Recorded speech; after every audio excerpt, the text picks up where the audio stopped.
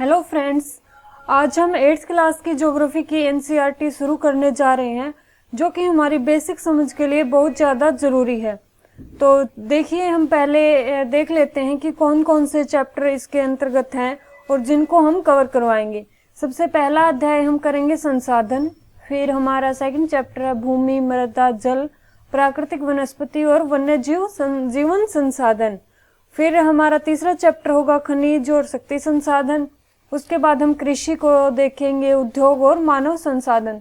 तो ये हमारा पूरा सिलेबस है, यानी 8th क्लास की एनसीईआरटी है जो ज्योग्राफी की, उसके अंतर्गत हमें एक एक करके इन सभी 6 चैप्टर को कवर करेंगे। तो चलिए सबसे पहले फर्स्ट चैप्टर को आज कवर करते हैं। तो यहाँ देखिए, मोना और राजू अपना घर साफ करने में अम्मा की मदद कर रहे थे। इन सभी चीजों को देखो, यहाँ बताया है, इनको देखिए। कपड़े, बर्तन, अनाज, कंघा, शहद की बोतल, किताबें, इनमें से प्रत्येक उपयोगी है। मोना ने ऐसा कहा, इसलिए ये महत्वपूर्ण है। अम्मा ने कहा, ये संसाधन है। तो यहाँ से हमारा क्या पहला अर्थ निकलता है कि संसाधन क्या है? जो उपयोगी है, यानी जो हमारे लिए आवश्यक है, जो हमारे लिए महत्वपूर्ण है, वही क्या है? संसाधन है। अम्मा से राजू ने प्रश्न पूछा। अम्मा ने बताया कि प्रत्येक वस्तु जिसका उपयोग आवश्यकताओं को पूरा करने के लिए किया जा सके, वो क्या है? संसाधन है। तो दोबारा देखिए, संसाधन की परिभाषा क्या है कि प्रत्येक वो वस्तु जिसका उपयोग आवश्यकताओं को पूरा करने के लिए किया जा सकता है, वही क्या है? संसाधन है। अपने चारों ओर देखिए और निरीक्षण कीजिए। आप संसाधनों के विभिन्न प्रकारों को पहचानने में सक्षम होंगे। आप प्यास लगने पर जो जल पीते हैं, आप अपने घर में जिस विद्युत का उपयोग करते हैं, स्कूल से घर पहुंचने के लिए उपयोग किया गया रिक्शा, पाठ्य पुस्तक जिसका उपयोग आप अध्ययन के लिए करते हैं, ये सभी संसाधन है। यानी हम जिन जिन चीजों का उपयोग करते हैं अपने जीवन को सरल बनाने के लिए, अपने जीवन व्यापन करने के लिए, वह सब ही संसाधन है। आपके पिता ने आपके लिए नाश्ता तैयार किया, उन्होंने जिन ताजी सब्जियों का उपयोग किया, वे भी एक संसाधन ही है। जल, विद्युत, रिक्शा, सब्जियां और पाठ्य पुस्तक, सभी में कुछ एक जैसा क्या है? तो उन सब में एक जैसा है, वो सब उपयोगी हैं। यानी उनमें से सभी वस्तुओं का उपयोग आपके द्वारा किया गया है, इसलिए वे उपयोगी हैं। एक वस्तु अथवा पदार्थ की उपयोगिता अथवा प्रयोजकता उसे एक संसाधन बनाती है। तो ये बड़ी अच्छी लाइन है कि संसाधन कब बनता है? जब एक वस्तु अथवा पदार्थ की उपयोगिता और प्रयोजकता हो, तो वो क्या बन जाती है? संसाधन। तो आगे देखते हैं। राजू अब जानना चाहता था कि कोई भी वस्तु संसाधन कैसे बनती है।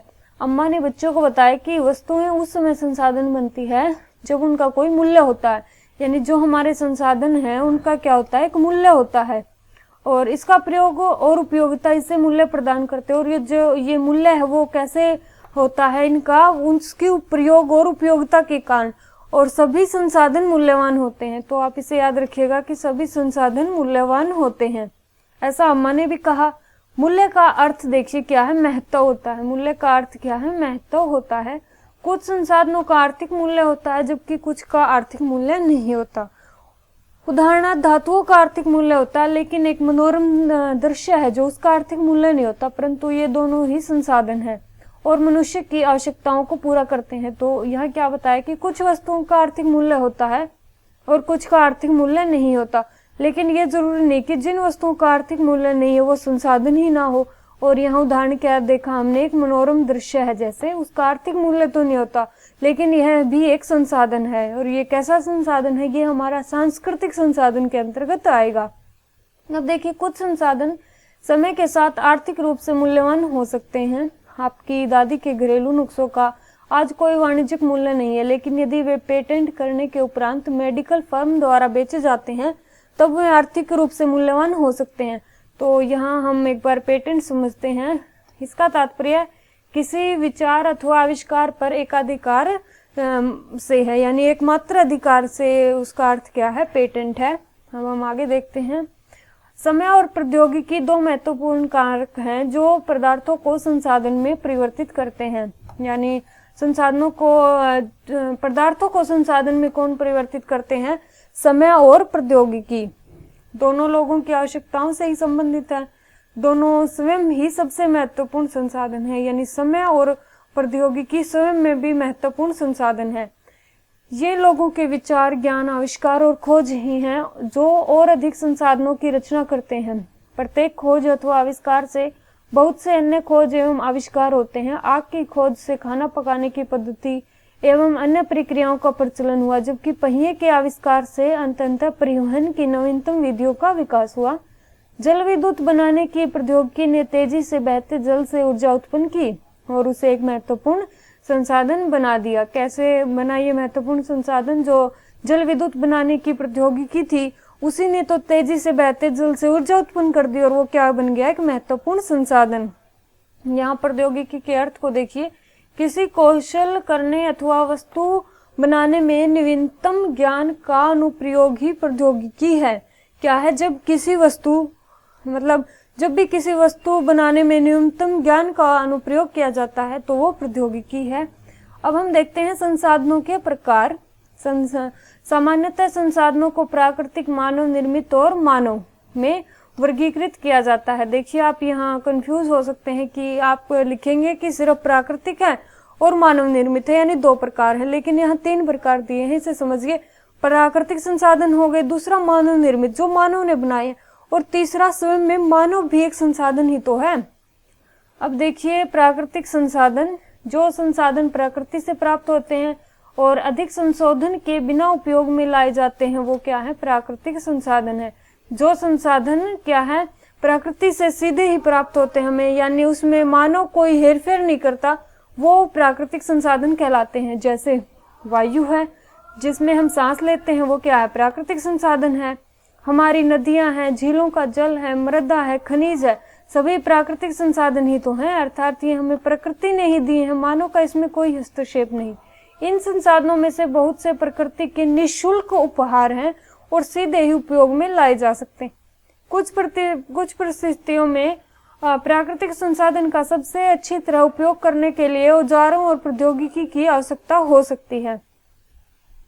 अब आगे देखते हैं, विभिन्न समूहों में प्राकृतिक संसाधनों का वर्गीकरण उनके विकास एवं प्रयोग के स्तर, उद्गम, भंडारण एवं वितरण के अनुसार किया जाता है। कैसे किया जाता है? उनका जो वर्गीकरण है वो प्रयोग के स्तर, उद्गम, भंडार एवं वितरण के अनुसार। विकास और उपयोग के आधार पर संसाधनों को 2 वर्गों में रखा जाता है, वास्तविक संसाधन और संभाव्य संसाधन। ये जो 2 प्रकार हैं उसको किसके अनुसार रखते हैं हम? विकास और उपयोग के आधार पर संसाधनों को 2 वर्गों में रखते हैं, वास्तविक संसाधन और संभाव्य संसाधन।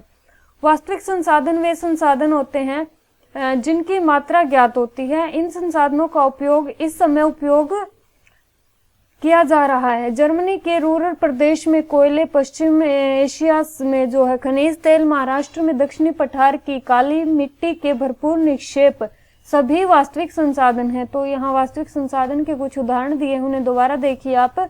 जर्मनी के रूर प्रदेश में जो है कोयला, पश्चिम एशिया में खनिज तेल, महाराष्ट्र में दक्कन पठार की जो काली मिट्टी है, ये सभी भरपूर निक्षेप जो हैं वास्तविक संसाधन है।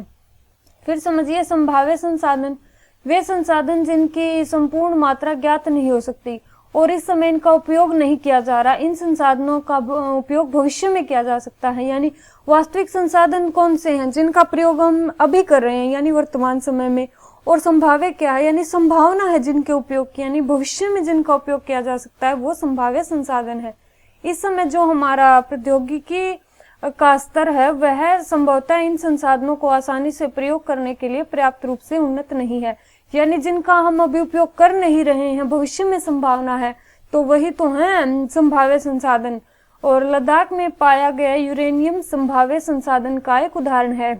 यानी हमने लद्दाख में यूरेनियम देखा, उसको क्या बताया है? संभाव्य संसाधन, यानी आगे इसके उपयोग की संभावना है लेकिन वर्तमान में नहीं है, यानी जिसका भविष्य में उपयोग किया जा सकता है। 200 वर्ष पूर्व तिरोगति वाली पवनें एक संभाव्य संसाधन थी, किंतु आज वे वास्तविक संसाधन है। क्यों है? क्योंकि आज तो हम उनसे ऊर्जा उत्पन्न कर रहे हैं पवनों से, पवन चक्की के द्वारा, लेकिन अगर हम 200 वर्ष पहले की बात करें तो वो क्या थी? हमारे लिए एक संभाव्य संसाधन थी। जैसे कि नीदरलैंड के पवन फर्मों में पवन चक्की के प्रयोग से ऊर्जा उत्पन्न की जाती है। तो नीदरलैंड है जो, वहां ऐसी ऊर्जा उत्पन्न की जाती है। इस प्रकार के पवन फार्म तमिलनाडु के नागरहोल, गुजरात के तट पर देखे जा सकते हैं। ऐसे उदाहरण हमें कहाँ दिखते हैं? बड़े बड़े फार्मों के, तमिलनाडु के नागरहोल में, गुजरात के तट पर। अब देखिए, उत्पत्ति के आधार पर संसाधनों को अजैव और जैव संसाधनों में बांटा जाता है। यानी यदि हम उत्पत्ति के आधार पर बांटे तो संसाधनों को जैव में और अजैव संसाधनों में बांटेंगे। अब अजैव संसाधन देखिए, निर्जीव वस्तुएं होती हैं जो वो क्या है, अजैव संसाधन, जबकि जैव संसाधन सजीव होते हैं। मृदा, चट्टानें, खनिज अजैव संसाधन है, परंतु पौधे और जंतु जैव संसाधन है। उसके बाद है प्राकृतिक संसाधनों को विस्तृत रूप से देखिए आप कौन से भागों में बांटते हैं, वो है नवीकरणीय और अनवीकरणीय। हमारे एग्जाम के हिसाब से ये वाला पॉइंट बहुत ज्यादा इंपॉर्टेंट है कि नवीकरणीय और अनवीकरणीय संसाधन कौन कौन से हैं, वो उनके अंतर्गत कौन से उदाहरण हैं, उनको अब हम अच्छे से समझेंगे। सबसे पहले देखिए, नवीकरणीय संसाधन वे संसाधन है जो शीघ्रता से नवीकृत अथवा पुनः उपयोग किए जा सकते हैं, यानी पुनः पूरित हो जाते हैं, और इनमें से कुछ असीमित हैं, उन पर मानवीय क्रियाओं का प्रभाव भी नहीं होता। यानी कुछ संसाधन ऐसे हैं जो असीमित हैं, वो खत्म ही नहीं होते, वो हमारे लिए सदा विद्यमान रहते हैं, और ऐसे संसाधन हैं सौर ऊर्जा और पवन ऊर्जा। लेकिन फिर भी कुछ नवीकरणीय संसाधन जैसे जल, मृदा, वन का लापरवाही से किया गया उपयोग उनके भंडार को प्रभावित कर सकता है। यानी जो जल है, मृदा है और वन है, ये हैं तो नवीकरणीय संसाधन, लेकिन यदि हम इनको भरपूर प्रयोग में लाते रहे तो ये एक समय के बाद इनका भंडार जो है प्रभावित हो सकता है। जल असीमित नवीकरणीय संसाधन प्रतीत होता, फिर भी जल की कमी और प्राकृतिक जल स्रोतों का सूखना आज विश्व के बहुत से भागों में एक बड़ी समस्या है। ये देखिए, आपको ये याद होना चाहिए कि जल है तो नवीकरणीय संसाधन। आपको एग्जाम में क्या दे दिया जाएगा कि ये नवीकरणीय है या अनवीकरणीय है, तो आपको लगेगा कि जल तो हमारा समाप्त होता जा रहा है, यानी विश्व के लिए एक बहुत बड़ी समस्या है जल की, तो आप इसको अनवीकरणीय कर दोगे, जो कि गलत होगा। अब देखिए, अनवीकरणीय संसाधन वे संसाधन है जिनका भंडार सीमित है। तो ये हमने पहले देखा था कि अनवीकरणीय कौन से हैं, जिनका भंडार क्या है, सीमित है, और भंडार एक बार समाप्त होने के बाद उनके नवीकृत अथवा पूरित होने में हजारों वर्ष लग सकते हैं। यह अवधि मानव जीवन की अवधि से बहुत अधिक है। इस प्रकार के संसाधन अनवीकरणीय संसाधन हैं, और इसके उदाहरण देखिए आप, कोयला, पेट्रोलियम गैस हो गई, प्राकृतिक गैस हो गई, ये अनवीकरणीय संसाधनों के उदाहरण हैं। तो संसाधनों के वितरण के आधार पर वे सर्वव्यापक और स्थानिक हो सकते हैं। यदि हम वितरण के आधार पर देखें तो वो सर्वव्यापक अथवा स्थानिक हो सकते हैं। जो संसाधन सभी जगह पाए जाते हैं वो सर्वव्यापक कहलाएंगे, जैसे वायु जिसमें हम सांस लेते हैं वो हर जगह तो है, लेकिन वे संसाधन जो कुछ निश्चित स्थानों पर ही होते हैं वो स्थानिक कहलाते हैं, जैसे तांबा हो गया और लोहा आवश्यक, यानी ये कुछ ही स्थानों पर होंगे, और जो वायु है वो सभी स्थानों पर होंगी। प्राकृतिक संसाधनों का वितरण भूभाग, जलवायु, ऊंचाई जैसे अनेक भौतिक कारकों पर निर्भर करता है, और पृथ्वी इन कारकों में विभिन्नता होने के कारण संसाधनों का वितरण जो है असमान है। यानी प्राकृतिक संसाधनों का वितरण भूभाग पर, जलवायु पर और ऊंचाई पर, इन सभी भौतिक कारकों पर निर्भर करता है, और पृथ्वी पर इन कारकों की विभिन्नता है, इसलिए संसाधनों का वितरण असमान है। तो अब हम आगे देखते हैं, मानव निर्मित संसाधन। कभी कभी प्राकृतिक पदार्थ तब संसाधन बन जाते हैं जब उनका मूल रूप बदल दिया जाता है। लोहा आवश्यक उस समय तक संसाधन नहीं था जब तक लोगों ने उससे लोहा बनाना नहीं सीखा। लोग प्राकृतिक संसाधनों का उपयोग पुल, सड़क, मशीन और वाहन बनाने में करते हैं, जो मानव निर्मित संसाधन के नाम से जाने जाते हैं, और प्रौद्योगिकी भी एक मानव निर्मित संसाधन है। यानी कुछ संसाधन ऐसे हैं जो हम सीधे उपयोग नहीं कर सकते, उनको जो है मानव अपनी क्रियाओं द्वारा उपयोग योग्य बनाता है, और फिर वो वही संसाधन क्या बन जाते हैं, मानव निर्मित संसाधन। और प्रौद्योगिकी भी एक मानव निर्मित संसाधन ही है। इसलिए हम जैसे लोग प्राकृतिक संसाधनों का उपयोग करके मानव निर्मित संसाधन बनाते हैं, मोना ने ऐसा समझाते हुए कहा, और राजू ने स्वीकृति में सिर हिलाया। तो अब देखिए आप, मानव संसाधन। लोग और अधिक संसाधन बनाने के लिए प्रकृति का सबसे अच्छा उपयोग तभी कर सकते हैं जब उसके पास ऐसा करने का ज्ञान, कौशल और प्रौद्योगिकी उपलब्ध हो। यानी यदि मानव ही नहीं होगा तो चाहे प्राकृतिक हो या मानव निर्मित हो, वो उन संसाधनों का उपयोग कौन करेगा यदि मानव ही नहीं हुआ तो मानव उपयोग करने के लिए एक आवश्यक कड़ी है। इसलिए मनुष्य एक विशिष्ट प्रकार का संसाधन है। अतः लोग क्या है, मानव संसाधन है। लोग ही क्या है, मानव संसाधन है। शिक्षा और स्वास्थ्य लोगों को बहुमूल्य संसाधन बनाने में मदद करती है। यहाँ देखिए, लोगों को बहुमूल्य संसाधन कौन बनाता है? शिक्षा और स्वास्थ्य। अधिक संसाधनों के निर्माण में समर्थ होने के लिए लोगों की कौशल में सुधार करना मानव संसाधन विकास कहलाता है।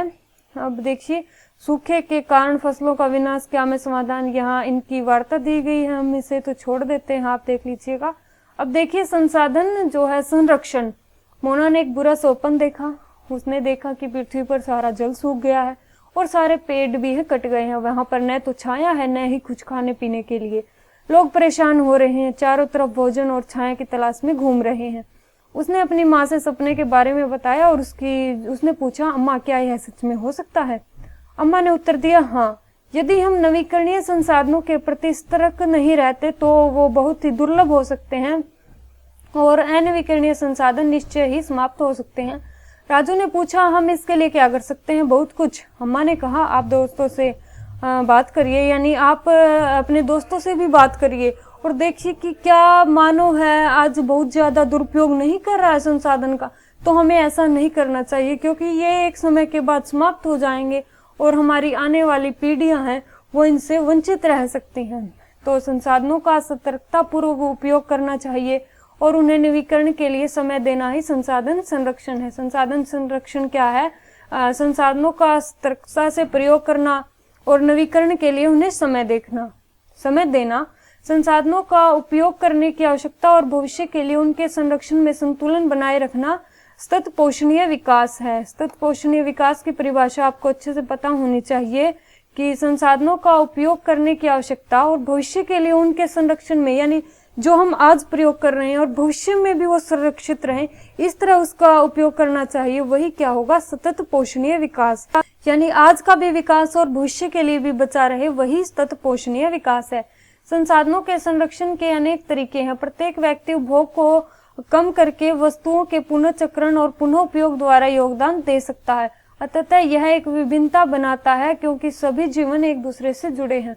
यहाँ देखिए, सतत पोषणीय विकास की परिभाषा एक बार, संसाधनों का सावधानी पूर्वक उपयोग ताकि न केवल वर्तमान पीढ़ी की अपितु भावी भविष्य यानी भावी पीढ़ियों की आवश्यकताएं भी पूरी होती रहे, वही सतत पोषणीय विकास है। उस शाम बच्चों और उनके मित्रों ने पुराने समाचार पत्रों, व्यर्थ वस्त्रों, बांस की डंडियों से लिफाफे और खरीदारी के थैले बनाए थे। मोना ने कहा, हम इन वस्तुओं में से कुछ वस्तुएं उन परिवारों को देंगे जिसे हम जानते हैं। मुस्तफा ने कहा, अपने संसाधनों को बचाना और अपनी पृथ्वी को सजीव रखना एक बहुत अच्छा कार्य है। फिर जैसे ने कहा, मैं बहुत ही सतर्क रहूंगी कि कागज व्यर्थ ना हो। उसने स्पष्ट किया कि कागज बनाने के लिए बहुत से पेड़ों को काट दिया जाता है।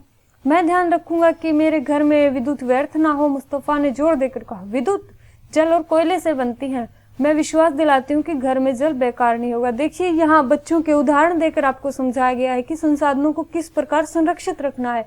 आपको भी अपने घर में विद्युत को जो है वेस्ट नहीं करना चाहिए, पानी की खराबी नहीं करनी चाहिए, यानी जितना उपयोग हो उतना ही यूज करना चाहिए। इस तरह से हमारे संसाधन है जो उनका संरक्षण हो सकता है। अब देखिए, जल की एक एक बूंद मूल्यवान है। आशा ने कहा, बच्चों ने कहा, हम सब मिलकर अंतर ला सकते हैं। यह सब कुछ कार्य मोना, राजू और उनके मित्रों ने किए। क्या आपका क्या विचार है? आप संसाधन संरक्षण में कैसे मदद करने जा रहे हैं? हमारी पृथ्वी और इस पर निवास करने वाले लोगों का भविष्य पेड़ पौधों और पारितंत्र की सुरक्षा और संरक्षण से जुड़ा है। हम यानी हमारी पूरी पृथ्वी का और इस पर हम जो निवास कर रहे हैं, यानी जितने लोग, उनका भविष्य इन्हीं के ऊपर तो जुड़ा हुआ है। अब सुनिश्चित करना हमारा कर्तव्य हो जाता है कि देखिए, यहाँ हमारा कर्तव्य है कि सभी नवीकरणीय संसाधनों के उपयोग सतत पोषणीय हो, पृथ्वी पर जीवन की विविधता संरक्षित की जाए, प्राकृतिक पर्यावरण तंत्र की हानि को कम से कम किया जाए। अब यहाँ देखिए, सतत पोषणीय विकास के कुछ सिद्धांत जो हमारे लिए इम्पोर्टेंट हो जाते हैं, न केवल प्रीलिम्स बल्कि मेंस के लिए भी ये पॉइंट आपको याद होने जरूरी है। तो देखिए, सतत पोषणीय विकास के कुछ सिद्धांत, जीवन के सभी रूपों का आदर और देखभाल, मानव जीवन की गुणवत्ता को बढ़ाना, पृथ्वी की जीवन शक्ति और विविधता का संरक्षण करना, प्राकृतिक संसाधनों के ह्रास को कम से कम करना, पर्यावरण के प्रति व्यक्तिगत व्यवहार और अभ्यास में परिवर्तन, समुदायों को अपने पर्यावरण की देखभाल करने योग्य बनाना। तो हमने इसके कुछ सिद्धांत देख लिए हैं। तो आज का हमारा चैप्टर कंप्लीट होता है, जिसमें हमने संसाधन समझा कि संसाधन होते क्या हैं, यानी जो उपयोगी हैं, महत्वपूर्ण है, मूल्यवान है, वही संसाधन है। और फिर उसके जो है हमने भाग देखे, यानी कितने प्रकार से वर्गीकृत किया गया है, उन सबको अलग अलग से समझा। तो चलिए नेक्स्ट वीडियो में फिर मिलते हैं।